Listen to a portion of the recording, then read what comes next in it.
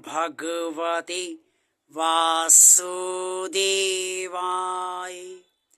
जय श्री हरि, जय श्री भगवान विष्णु जी, जय श्री भगवान कृष्ण जी। भक्त वत्सल भगवान श्री कृष्ण जी ने अर्जुन से कुरुक्षेत्र में एक अत्यंत महत्वपूर्ण बात महाभारत का युद्ध आरंभ होने से पहले जो कही, वो आप सबके लिए जानना बहुत जरूरी है। भगवान श्री कृष्ण जी ने अर्जुन को ये बताया कि परमात्मा अर्थात जो बिल्कुल शांत ब्रह्म है, वो अपने भक्त से किस तरह से प्रसन्न होता है। भगवान की प्रसन्नता के लिए हम सब पूरा जीवन होम करते हैं।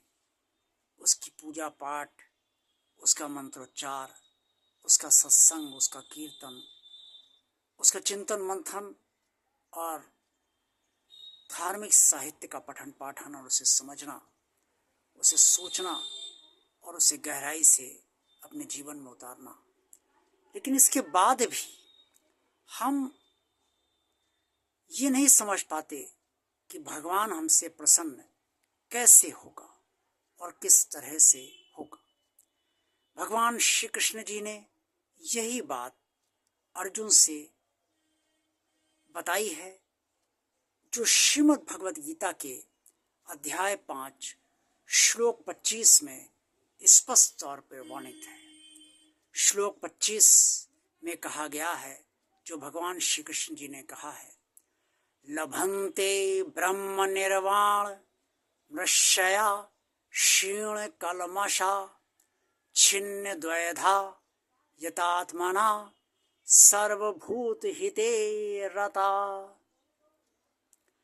भगवान श्री कृष्ण जी ने अर्जुन के जरिए समस्त मनुष्यों को ये समझाया कि जिनके सारे पाप नष्ट हो चुके हैं, भगवान के प्रति जिनके मन और बुद्धि में किसी प्रकार का कोई संदेह नहीं है, जो समस्त प्राणियों के हित में रत रहते हैं, निश्चल मन से भगवान में रमण करते हैं, भगवान का भजन करते हैं, भगवान से जुड़ाव रखते हैं हृदय से, वो शांत ब्रह्म को प्राप्त कर लेते हैं।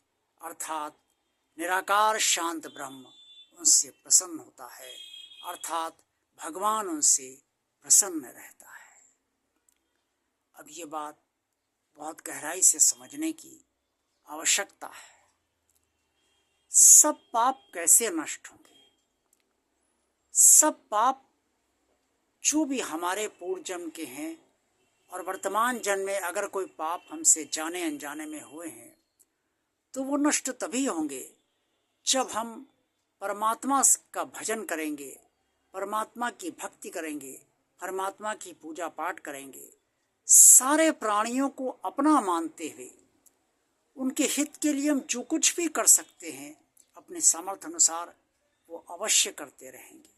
सिर्फ मनुष्य नहीं बल्कि पशु पक्षी जानवर सभी के लिए, क्योंकि भगवान श्री कृष्ण जी ने अर्जुन से कहा संपूर्ण प्राणियों के हित में रत रहना।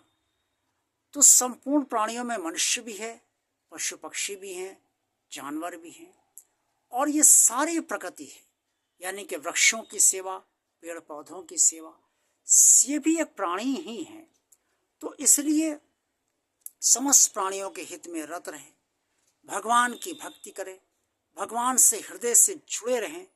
और जब ये सब होता जाएगा और जितना हम करते जाएंगे, जितनी गहराई से हम भगवान से जुड़ते जाएंगे, जितना ज़्यादा हम समस्त प्राणियों के हित में रत रहते हुए अपनी सामर्थ्य अनुसार उनकी मदद, उनका सहयोग करते रहेंगे और भूखे को खाना खिलाते रहेंगे, प्यासे को पानी पिलाते रहेंगे, और जिन्हें धन की दिक्कत है और हमारे पास धन देने के लिए है, तो उन्हें धन की दिक्कत दूर करने के लिए धन उन्हें देते रहेंगे। ये जिस तरह से भी उनकी मदद हो सकती है वो मदद हम अपनी सामर्थ्य अनुसार करते रहेंगे।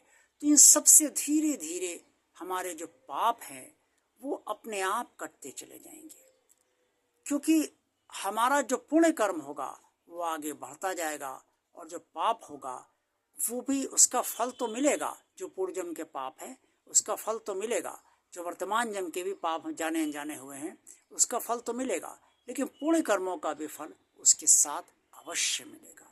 तो जब पुण्य कर्मों का फल मिलेगा तो उससे जो सुख, शांति और आनंद, जिसे कहा जाए परमानंद, प्राप्त होगा, उसके मुकाबले में जो पाप का भोग होगा उसे हम आसानी से सहन कर लेंगे। क्योंकि अगर से पाप का ही फल भोग हमें भोगना पड़े तो कष्ट निसंदेह हमारे बहुत बढ़ जाएंगे, मानसिक पीड़ा बढ़ जाएगी, तनाव बढ़ जाएगा, अशांति हो जाएगी, और मन की जो चिंता है वो बढ़ती चली जाएगी। इन सबसे पाप हमारे लिए बोझ बन जाएंगे और हम इस बोझ को सहन नहीं कर पाएंगे, क्योंकि पुण्य कर्मों का फल हमें साथ साथ नहीं मिल रहा है। लेकिन जब हम ये सब कार्य करेंगे, संपूर्ण प्राणियों के हित में रत रहेंगे, भगवान की भक्ति करते रहेंगे, भगवान से हृदय जुड़ाव रखते रहेंगे, कोई संदेह परमात्मा के प्रति हमारे मन में, बुद्धि में नहीं रहेगा, तो पुण्य कर्मों का फल जो हमें प्राप्त होगा तो वो अच्छे फल जो हमें मिलेंगे उससे हम ये बुरे फलों को भी आसानी से भोगने में समर्थ हो जाएंगे, और अपने धैर्य के साथ उसे हम भोग भी लेंगे। इन सबसे परमात्मा बहुत प्रसन्न होता है, और जब परमात्मा प्रसन्न होता है तो जो परमात्मा की प्रसन्नता है वो हर भक्त को हृदय के भीतर प्राप्त होती है। मन शांत रहता है, बुद्धि स्थिर रहती है, और शरीर बहुत हल्का हल्का रहता है, बोझिल नहीं रहता, तनाव से छुटकारा मिलता है, चिंता में संबल मिलता है कि भगवान हमारे साथ है, और अगर कोई संकट आया है तो वो भी भगवान खत्म कर देगा, ये विश्वास हमारे अंदर सदा बना रहता है। इस तरह से परमात्मा की प्रसन्नता हमें प्राप्त होती है, और हमें जब ये सब हमारे साथ होने लगे तो हम मान लें कि परमात्मा हमसे प्रसन्न है, और जब परमात्मा हमसे प्रसन्न है तो निसंदेह परमात्मा हमें अपने पास अवश्य बुलाना चाहता है, और वो बुला भी लेगा, ऐसा भी अवश्य माना जाना चाहिए। इसलिए समस्त प्राणियों के हित में रत रहें, अपनी सामर्थ्य अनुसार सबका हित करते रहें, परमात्मा की भक्ति करते रहें, कोई संदेह परमात्मा के प्रति न रखें, निश्चल मन से, साफ मन से, शुद्ध मन से भगवान से जुड़े रहें हृदय से, तो निसंदेह आप परमात्मा आपका है और आप परमात्मा के हैं। ओम नमो भगवते वासुदेवाय।